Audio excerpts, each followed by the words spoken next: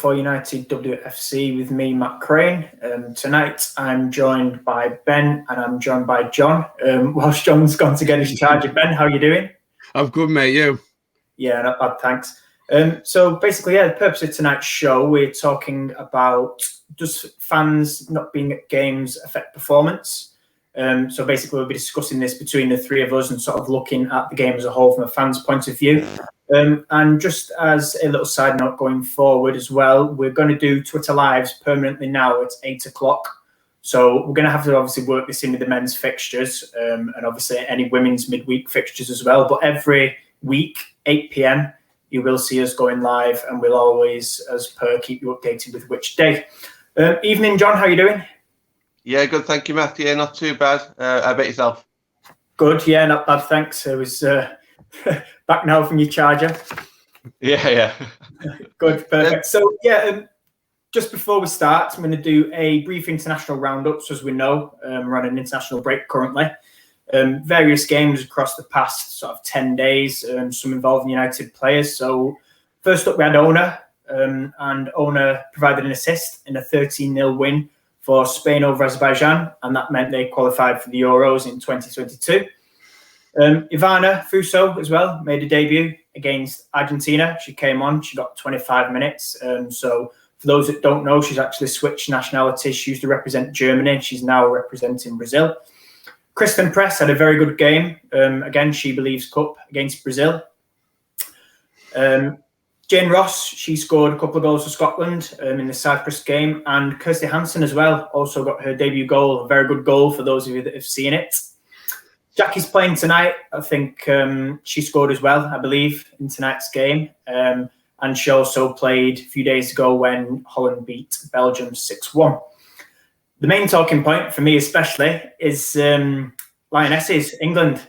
Millie T got a call up because I think it was Millie Bright, dropped out with injury. And obviously the big one, Tooney, yesterday, not only made a debut and came on at half-time, but she also scored. So I don't know if either of you were able to watch that with it being 12:30 kickoff. But yeah, that's where we're up to internationally. So I'm going to briefly touch on sort of Tooney making a debut. Thoughts on that, John? Yeah, brilliant. I saw the goal. I couldn't watch the match because I was at work. But it was nice. I don't know if she's a designated penalty taker because I know she takes a few for United, I've seen. But it was nice that she actually got given that penalty. I think it was 74 minutes in roughly. So obviously 5 goals had already been scored, I think, at that point. So yeah, it was nice that she was allowed to take that penalty. And just typical Tooney, just took it so calmly. And it was a real decent penalty as well. Great for her to get that debut goal as well. Obviously, I know that she was called up previously when it was like England against England, but I just think she's going from strength to strength. I've said in the past I'm expecting big things of Tooney, not just as a footballer, but almost like an ambassador for the game. I think she'll be fantastic for United and go on to represent England as well and do things off the field. I just think she's that character where she's not only a quality footballer, but has just got that X factor off the pitch as well. Whether it be social media or now as she's getting a bit more well known and better. She's here, there, and everywhere this year. And is it a Nike deal that she's recently signed? Is it not? Is it Nike? I can't remember what brand it was. But she's going from strength to strength, and I'm really happy that she got that goal as well. Yeah, no.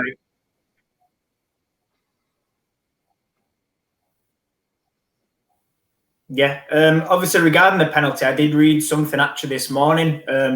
Apparently, Jill Scott said to Tooney that she could take it despite it being Jill's 150th cap because she was the future of the Lionesses. So I actually retweeted that. I thought that was quality. Obviously, rivalries aside with England, and I think that was just, for Jill. She said she didn't want to miss it as well and spoil her 150th cap. So to me, even that thinking fair play, that's absolutely class. So I just thought I'd mention that.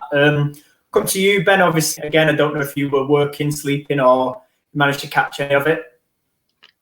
Well, I was in and out of sleep. As you know, I work nights, so it's a bit hard when it's day daytime match like that. I purposely stayed up to watch it and then drifted off to sleep, so I didn't see the goal. But obviously, so yeah, Ben, you there? I'm there, mate. Are you?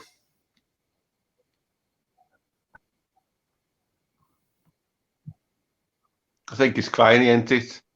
Yeah, I think it's Craney. Yeah, his Wi-Fi's dropped. I'll just continue anyway. But yeah, I didn't purposely watch it because I was in and out of sleep. But yeah, I saw the goal on the old Twitter feed and the old Lionesses feed, and I was made up for her. She's had an absolutely top season this season so far, and absolutely well deserved call up to the senior Lionesses squad. And I think really this seems to be her year. She seems to have taken everything in her stride. She seems to have, got a bit between her teeth and absolutely worked her socks off to get where she's at now. And she deserves massive credit for that. I just think also though, you know what I mean. You've got to give Casey Stoney some credit in a way of giving Ella Toon the platform to go and perform week in, week out, be a first choice starter. Mm-hmm. And you've got to give Ella Toon credit as well for putting in the hard work in the training ground and on the match day on the field of play for just giving her an absolute ball, running her socks off, and just credit to her, really, man. I'm really pleased. Are you surprised, Ben, about like not how quickly? Because I'm not saying that it's happened quickly, but it feels like it has gone a bit quickly this season. She's gone from like last season where she was like a sub, like a super sub. She wasn't first choice, and now all of a sudden she is kind of first choice in Man United, and now she's getting regular call-ups now for England. I say regular, but I'm referring to like the England versus England, a few weeks ago as well. But to me, it's just suddenly come, hasn't it? And it's great to see. It is great to see, mate. I think again, it's credit to Tooney. She's put in the hard work. She's put in the effort, and she's got great determination, mate. She's one of the players that you could tell has got a great work ethic, great determination. She knows what she wants. I think she's got a vision where she wants to be the next 5 years, and I think it's credit to her, mate. I think you can see as well on the pitch that her performances have come on leaps and bounds. A 1-2 play is a lot better. The passing's a lot quicker, a lot sharper. She's certainly improved I'm not saying she was a bad shooter because we know she had a hell of a shot on her, but I think her accuracy and her shooting has improved. Has improved millions, mate. You know what I mean? She's finding the back of the net more. I'm not saying she wasn't in previous seasons, but I think that extra little bit of accuracy is just separating the Ella Toon from when we first started to the Ella Toon now. Everything's got up at least 3 or 4 notches, absolutely brilliant. I can't fault her, mate. She's been one of our best players of the season. So to get a Lionesses call up and to the main senior team to play a main international, albeit I know it's a friendly, but a main international game is going to do her well. Confidence a world of good, and she's going to come back to United now bouncing, full of exuberance, full of confidence, and hopefully that'll stand as a good stead after the international break, and we can kick on from there as a point of view, from a United point of view. And that's the thing, isn't it? It's like it's kind of come on gradual. Like Casey's done it gradual, and now she's like there, and it's just worked really well, hasn't it? It's not like she's like been thrown into it. This is accumulated over time. Are you back with us, Matt? I think so. Yeah, I think I'm working. Can you hear me now? I can hear you. I think it's just your visuals. Yeah, go on, mate. Go on. No, that's okay. Just checking. No, because it froze on Ben for me. You were still moving, so all good. Yes, obviously both talked there about Ella. I'm going to jump in back on that. I think for me, listen, yesterday I was absolutely buzzing. I tweeted at halftime, wanted to see her come on. She came on, and then to score a goal as well. It was funny because we joked, and I put this on a tweet. We joked a couple of years ago, and Lionesses meant to tag Ellen White and tagged her and screenshot. I was like, Tooney, I was like, have I missed something here? I was like, what's this? And she was like, oh, no, I wish. And I was like, listen, this will not be far off. And it's funny because 18 months later, not only is she now, made a debut, but she's got that goal as well. And I don't think she expected to maybe get the goal. So obviously, I'd sent her a message yesterday. I was just absolutely delighted. I can imagine she had, hundreds of messages from everyone. But it was one of them, delighted but gutted that I couldn't be there because, I've been there for sort of every debut, every goal, every international game. And I think it was gutting that was her official debut and it was like no fans. But that said, I think when we are back and when fans can go in, I'll definitely be there for the next one. So, literally made up because I think last season as well, she's really pushed on from sort of season one. Obviously, season one, she got a lot of goals last year, again, much improved and the same this year. And obviously, she's had to play a couple of different positions. So I think for me, it was massively pleasing. Next point then, obviously, Hayley Ladd this morning, 2-year deal with the option of a further year. So I know the three of us absolutely love Hayley. We talk about her a lot on All for United, but just want to quickly grab your thoughts on that. So I'll go to you, Ben, first. Hayley Ladd, new deal? I'm buzzing for that, mate. I'm really, really buzzing for that. I don't want it to be taken the wrong way, but I still don't think she gets appreciated enough. Fans-wise, I don't think people appreciate what she brings to the United team. Mate, without her, I've always said it, without her, our midfield looks poor. Other teams start running through us like there's no one there. She has that steel and determination. She has that like a bulldog type of spirit to that midfield where she'll get stuck in. She'll be snapping at people's ankles. She does all the dirty work. She does all that work that other midfielders may not possibly do. She gives you that bite in midfield. She'll give you that extra steel. And I think it's a well-deserved contract extension, mate. I'm buzzing for that because we can sort of build that defensive unit in midfield around her and then let our more creative players go and play, Because without her, one of our creative players will have to sit back and then try and do her job. And it doesn't click and doesn't seem as smooth and everything. But people don't get stuck in like Hayley does. I think some of them may be afraid to put their foot in where Hayley Ladd would put her foot in.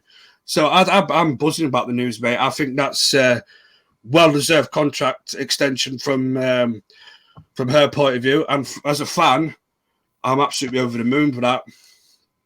Good. And I'm assuming, John, you're probably pretty much just echoing Ben's comments there. Yeah, absolutely. Yeah, it was nice to hear the interview afterwards as well. Well, I think it was on Twitter today, wasn't it? A good, 6 or 7 minute chat with Peen, and it's nice because it's what she deserves, and you can see that the whole fan base wanted it as well. Don't forget, and you can see that Casey's doing the right thing with the right people, can't you? It's she's obviously got high standards, Casey, and we know that she's probably going to be keep on being ruthless every season, and. This summer, we never know, players might go that we might not want to go, but Casey's being very cutthroat. So to me now, if you're still at Man United next season, it's because you're either world-class or you're going to be world-class. That's the kind of levels that we're looking at now. And to me, Hayley Ladd is that. Ben's description is, I'll just say exactly the same as what Ben said on that, yeah. Yeah, no, I agree. I think I'd pretty much tweeted more or less what Ben said there, word for word, about she doesn't get the credit she deserves. And I've said this for a long time. I think, people focus a lot on our attacking players and sort of the flashier, skillful ones, the ones scoring all the goals. But like you said, I think we massively fall apart without her in front of that back four. Just before we move on then to tonight's topic, there is a quick international announcement. Ivana Fuso tonight gets her first start for Brazil. So she's had 25 minutes and she's now lining up for Brazil to start tonight. Interestingly, on the right wing. So, right wing as opposed to behind the forward, which is always interesting. So we'll see how that one goes. Moving on then to the topic, and Natalie's just jumped in actually. Is no fans at games affecting our performance? And not just our performance, but obviously the other teams in the WSL. So we all know how much fans, especially ourselves, bring to the team and the game.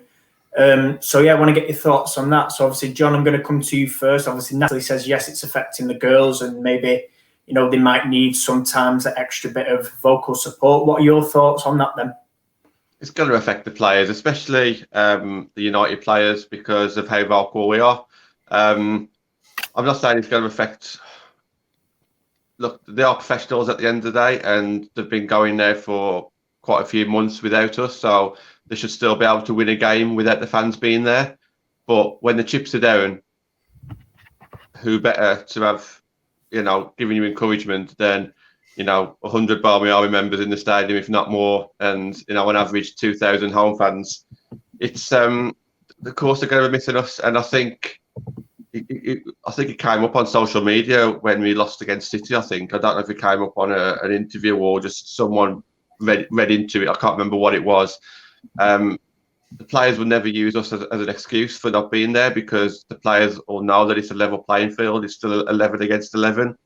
Yeah. But at the end of the day, if we're there, we really are the 12th man, and especially at LSV. Well, even away games, you guys are the loudest, aren't you? So it's I think it's massive.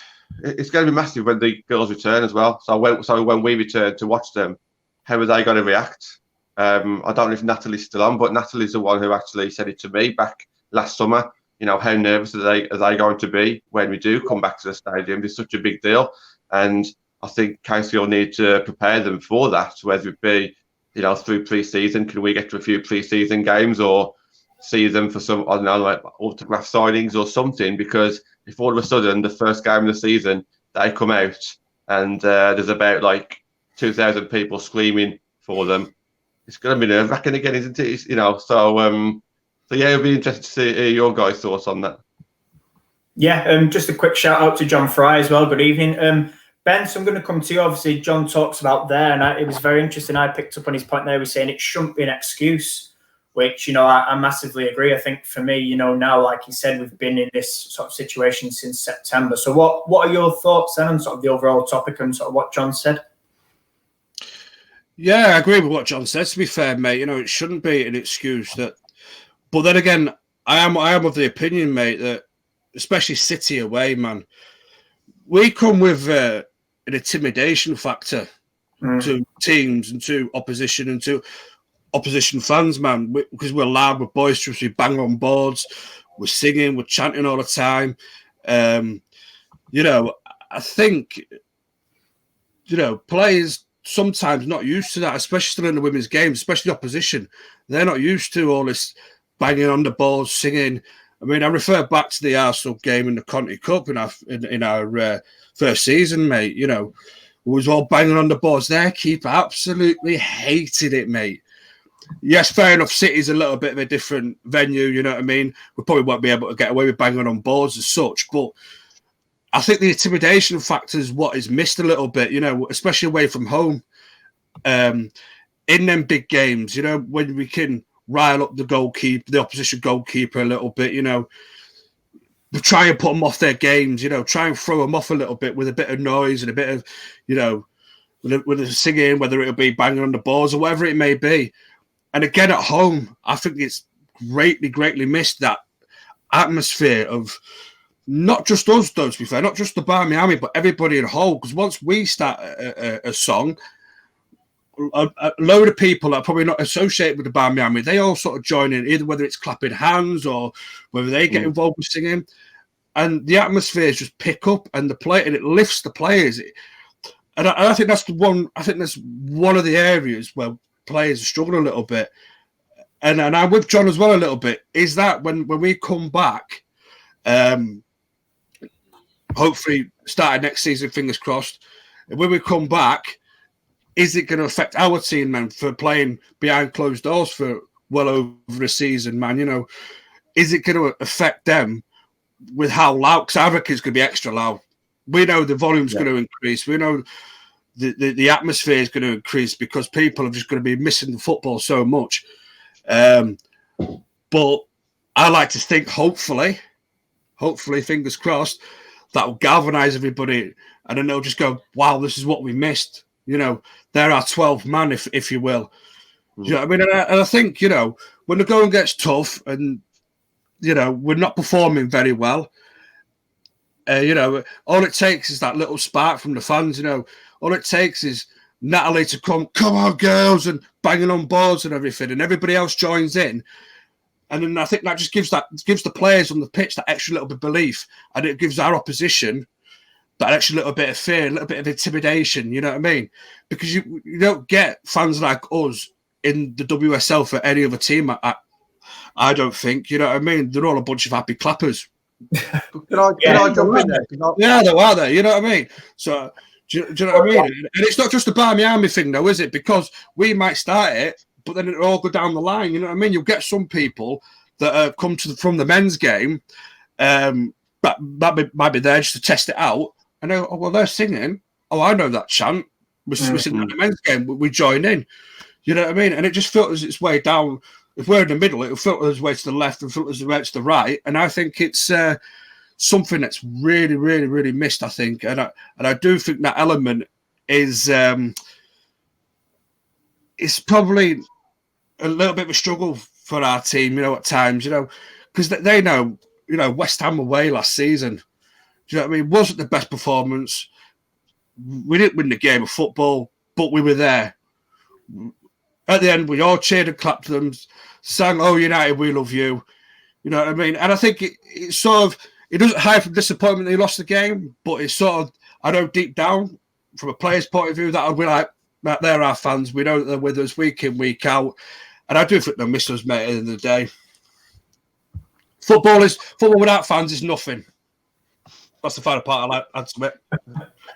John put a comment on screen saying he's usually quiet, but I guarantee I'm usually quiet. I'm one of the quietest people that you'll meet, really. But when your players are on the ball and they're running towards the goal, or if a referee makes a bad decision or something, instinct just takes over, because we're Man United fans, and it doesn't matter if, I've always said it doesn't matter if it's the under-23s, the men's, the women's, whoever. If you're a Man United player, for me, I'm shouting for you. You know, even if I don't know you that well, I'm still supporting. And John Fry's right there. As soon as he's in that stadium, trust me, he'll be shouting. It might take him 5 or 10 minutes, but once he starts, he won't stop. Touching on a few things that Ben said there as well. In my opinion, I do think Man United fans will come back even stronger as well. I think, obviously, we're vocal, but I think what everyone's done on social media over the past 12 months, we've really contributed to growing attendances, and it's not going to happen overnight. I appreciate that, but I do think that we've done a good job in raising awareness for our women's team as fans.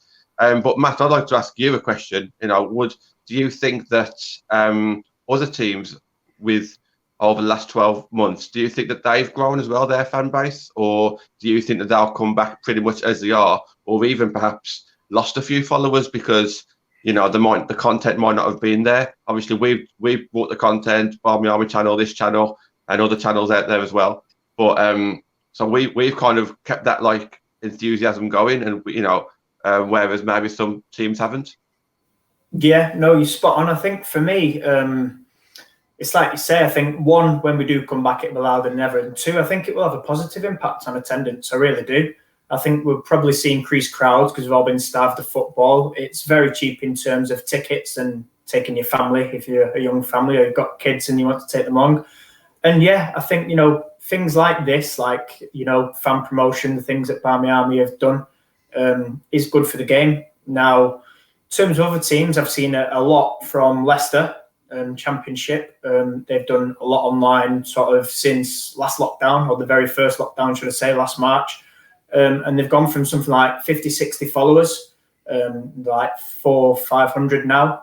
Fans from all across the world are interacting. I believe they managed to get an interview with their manager as well on their YouTube channel. So again, you know, you see, I think Chelsea have put things out. Liverpool started up as well on the socials and got their fans involved. And it's good. I think it is better. I've always said, you know, for the game to grow, fans are going to play a huge part. And I massively believe that, you know, whether you're professional, you're a journalist, whether you're just like us, you know, just fans wanting to chat women's football.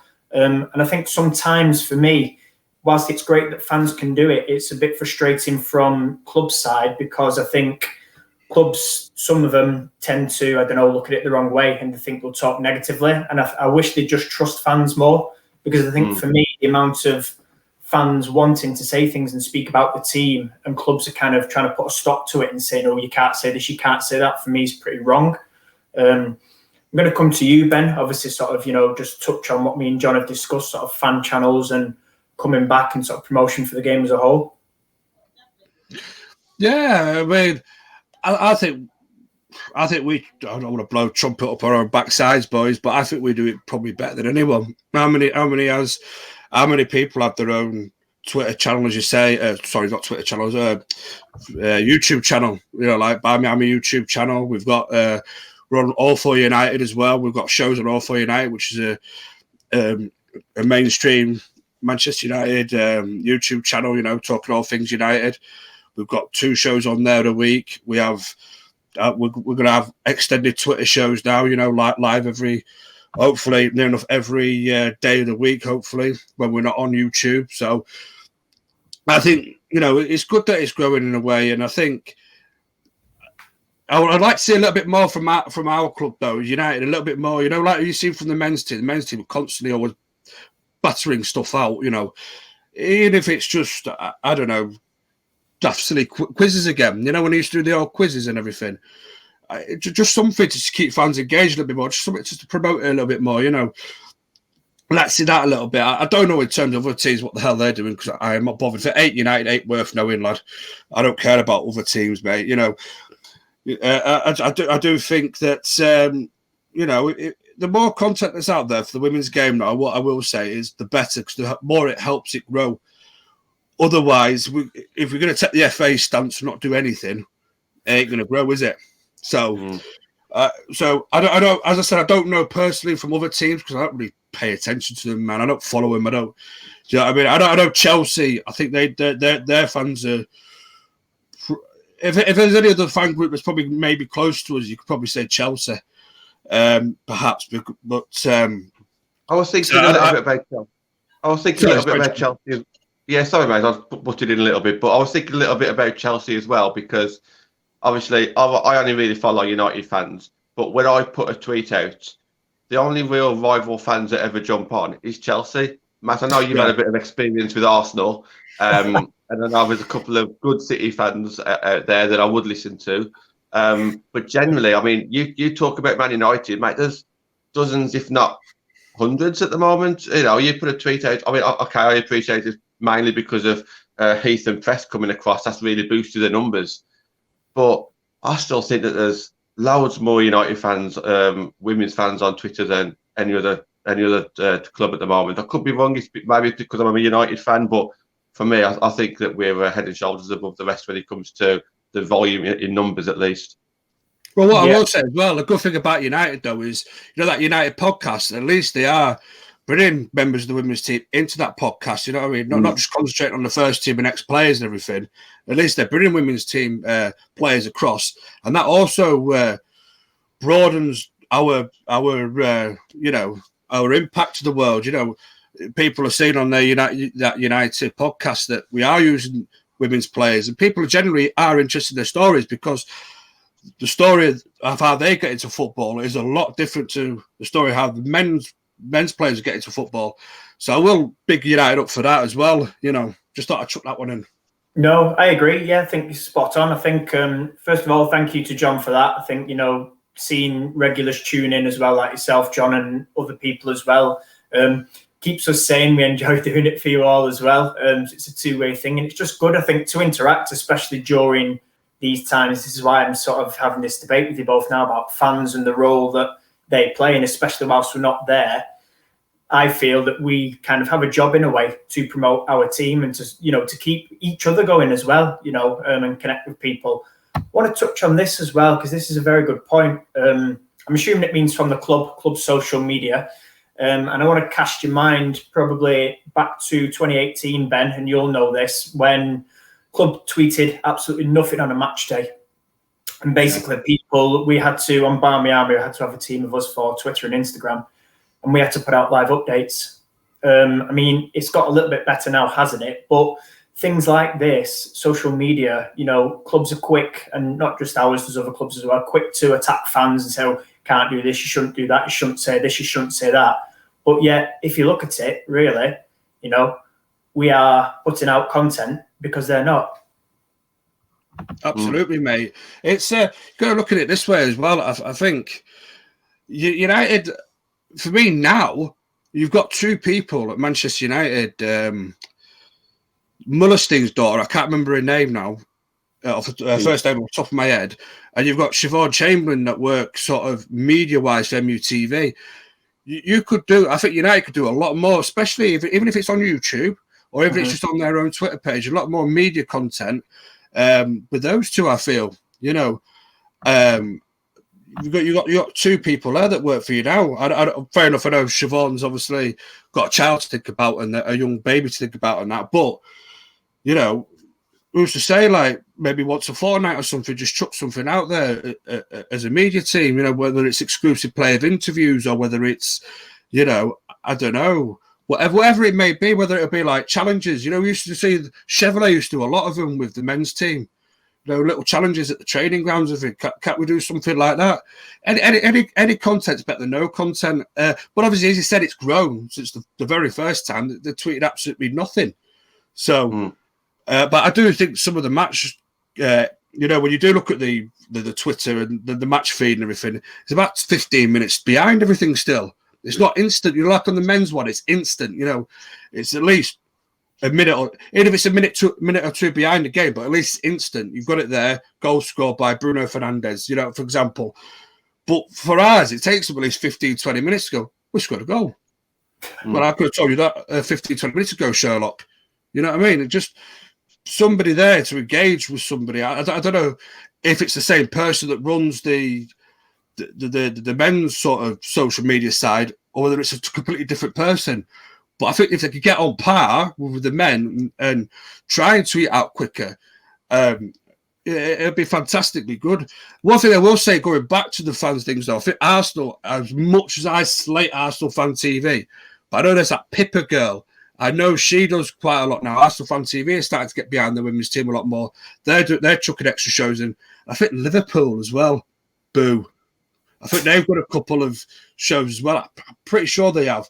And again, but I hold my hands up again. But because you're not United, I don't really pay much attention. But for our football club, though, if we can get a little bit more weight behind our social media presence from the club itself, i.e. on Twitter or Facebook or Instagram. Definitely the YouTube channel, because I think you put a lot of content out on YouTube on their channel and people will watch it all around the world. So hopefully it keeps getting better. No, absolutely, I agree. And I think just looking at a few of the comments now as well, sort of like players can't have fun in interviews. It's very filtered, let them loose. And I agree. I think, you see when we do get a quiz or, send your questions to such a player, it's very... what's the word, like predictable for me. I think the way you see it, it's like, oh, how did you first start playing football? What was your first memory? Who's your best player you've played against? Who's your best player you've played with? And you can almost script it because, we're getting comments and things. And I agree, saying it's very, I think there has got to be some trust between sort of fans and clubs, I think, because like you said at the very start of the show, Ben, without fans, it's nothing. And I think, this year has been, like John said, it's been massive for social media and sort of fans pushing content. And I think certainly since I first started watching back in sort of 14, 15, there's a massive difference now. I mean, we go back to sort of songs before. Songbook, obviously, Barmy did a songbook. And like you said, Ben, some may know it from the men. I'd pretty much say 2016, 17, there was no chance. I remember going to my first game in 2014 and I jumped up to cheer a goal.